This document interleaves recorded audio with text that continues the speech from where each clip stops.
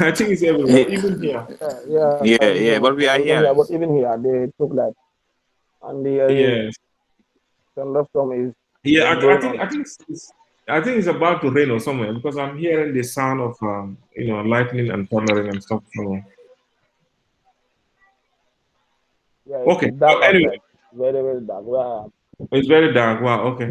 Actually, yeah. So anyway, let's proceed. Let's proceed. So we're going to go to our slides and then continue. Okay. So like I said,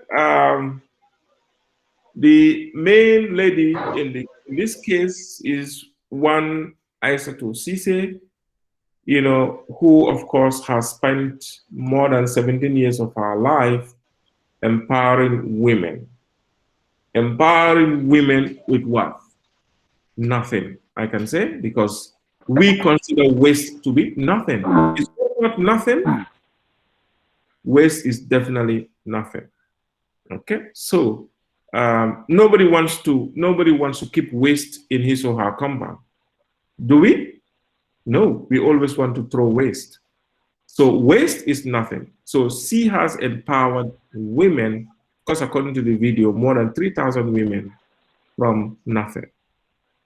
Okay, from nothing to hero, because the women who have been trained were able to set up their own businesses, were able to, produce materials that, of course, can be used for financial gains for themselves and for their family. Is that not the case?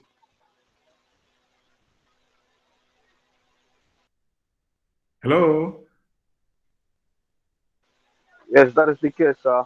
Yes, we are getting you. Okay, good, good, good, good, good. Okay, so we'll proceed. Right. So, as you can see, this lady, has been empowered, of course, by EU and UNDP. This women initiative is in fact becoming bigger. I think I'm going to make more research. I'll try to, in fact, meet the lady and stuff. Maybe in my subsequent classes, I will reflect some updates on it. Okay. So, Women Initiative, the Gambia, of course, Madam Aissatou Cisse was crowned a climate hero, okay, by the UN, as you can see.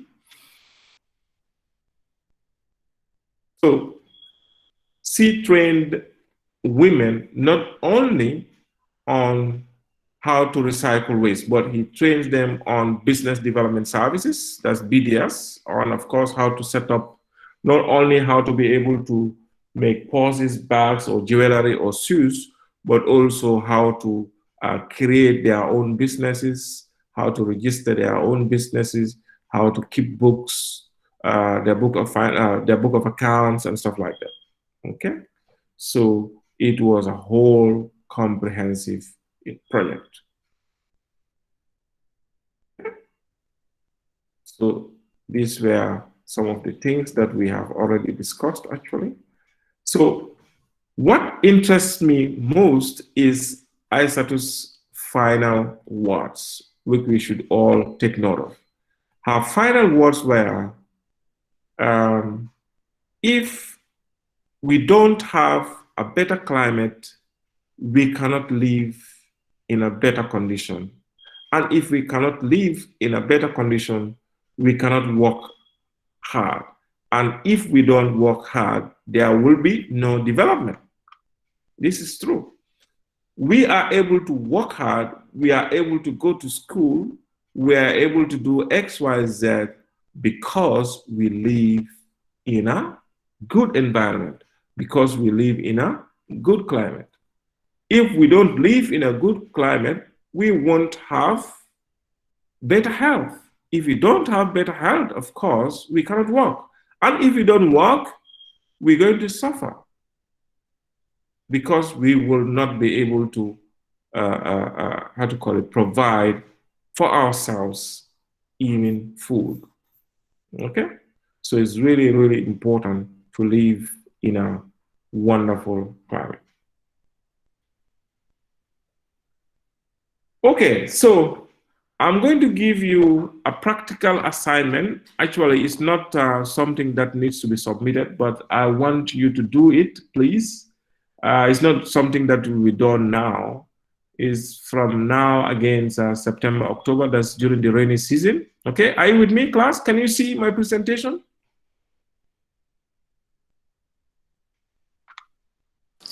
Yes, we are seeing the performance. Okay, good.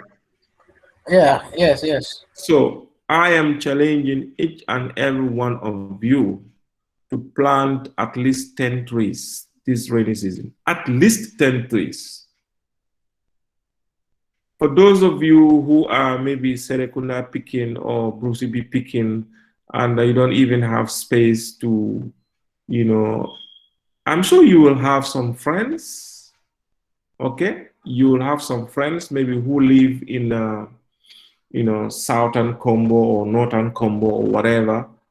Or you may have relatives, who live in maybe in Jaras or Badibus and so on and so forth. Go help them, and ensure that you plant your trees. And it's not only about doing justice to the atmosphere, but planting trees is in fact religious. Okay? I don't know of its evidence in Christianity, but I know in Islam, it has been mentioned in one of the hadiths that you should plant trees even when you are about to die. If you have an opportunity to plant a tree, do it even if you're about to die. So it's really, really important to plant a tree.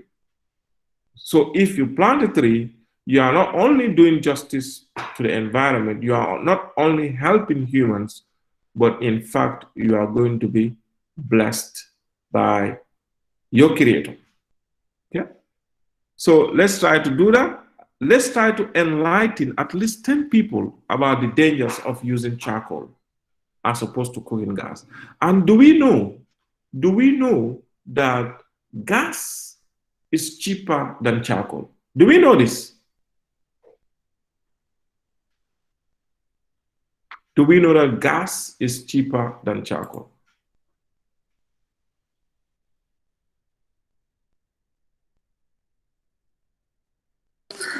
Hello, Mr. Performance. Hello.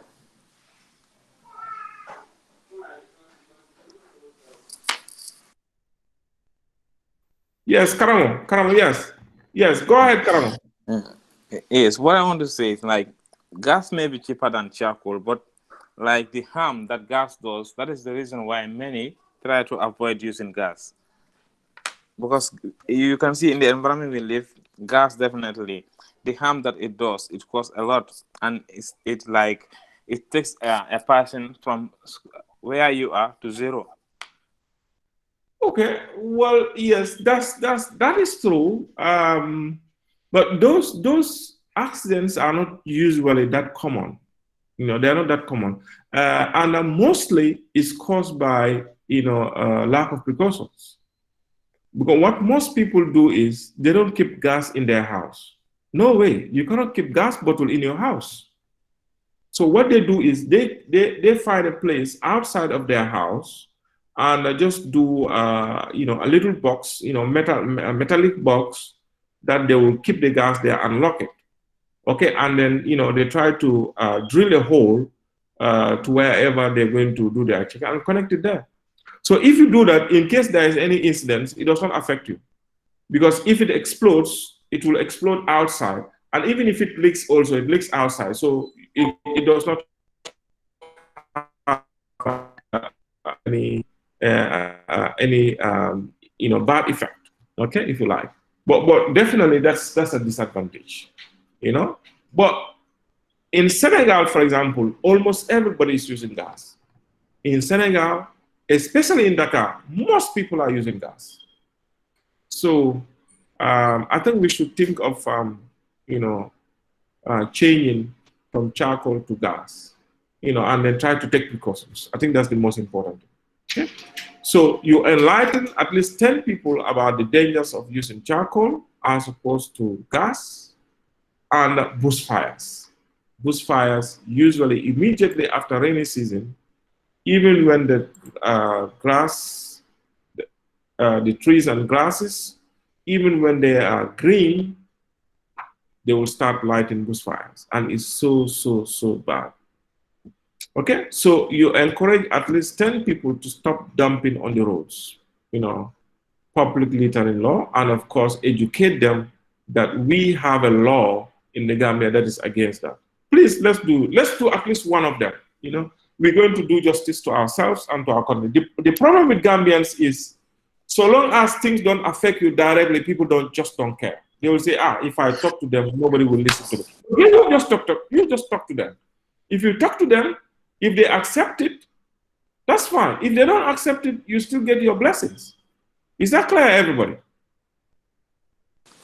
Yes. And also, Mr. Pavana, yes, you realize that the majority of the charcoal that is coming to Gambia is coming from customers. So, for instance, if at all the government wants to encourage people to stop using charcoal and try to switch to gas, they can put a tariff on the gas on the rate of tax that is coming they are charging to those people to discourage it. You mean they could put tax on what? On the charcoal?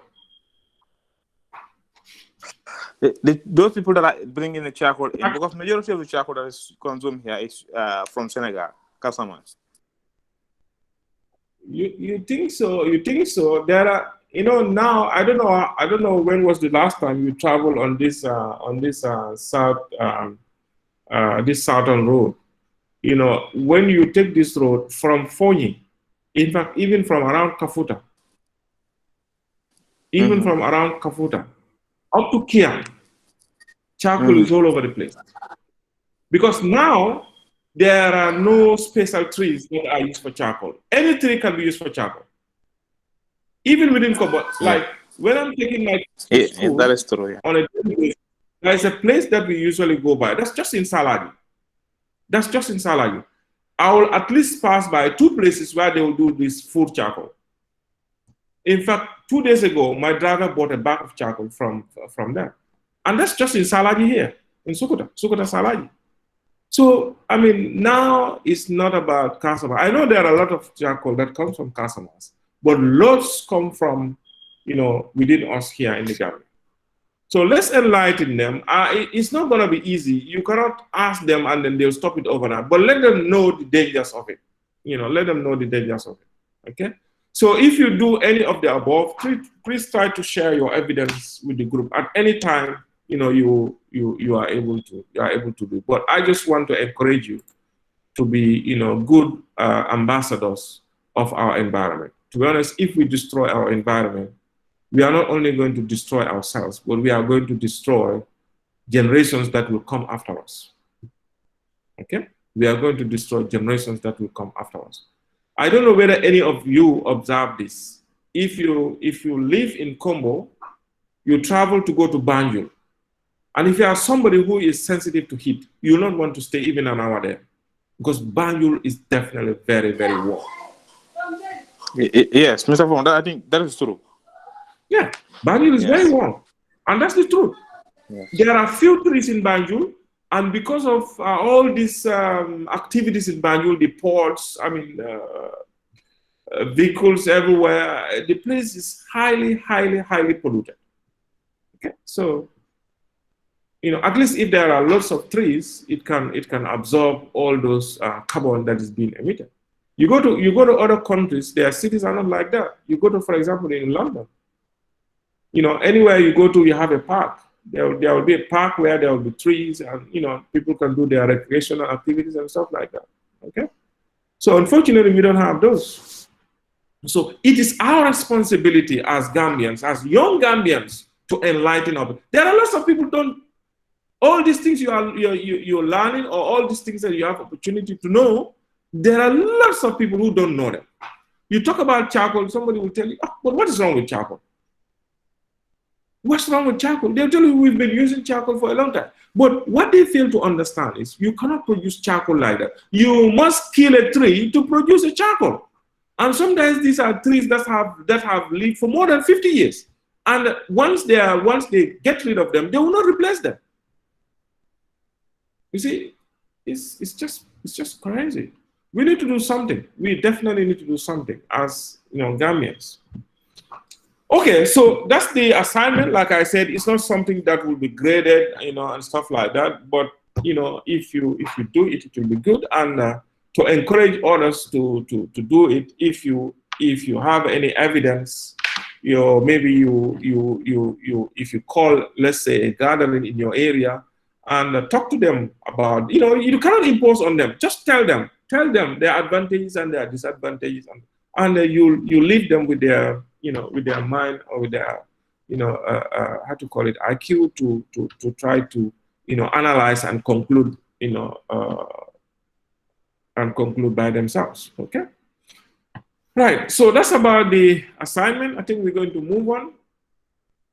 So now we're going to go into environmental accounting. Okay, we're going to go into environmental accounting. So I will. So, but before that, please, do you have any questions or any contributions you want to make on what we have done so far? Please, let's discuss, because I want us to implement this. If our country is good, it's good for all of us. If it is bad, it's bad for all of us. And little things like this